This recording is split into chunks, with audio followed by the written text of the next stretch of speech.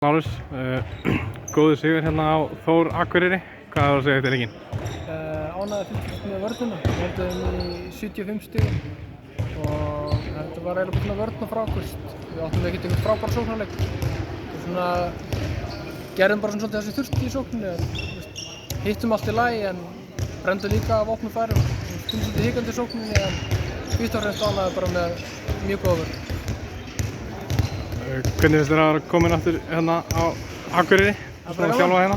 Ég ætla að vera eftir og hitta vini mína og bara njóta þess að vera Akureyri, frábær bær. Styrmir, hann átti hérna flottan leik í dag. Já, mér finnst hann bara... Og hann hérna var valinn í landsliði núna. Já, rosalega gaman. Hann skyldi fá tækifæri með landsliðinu, hans fyrsta og ég vona bara að hann noti þetta tækifæri í landsliðinu bara til að læra af þeim leikmennum sem eru þarna fyrir og getur bætt sig ennþá meira en það nýtist okkur framöndan. Takk fyrir.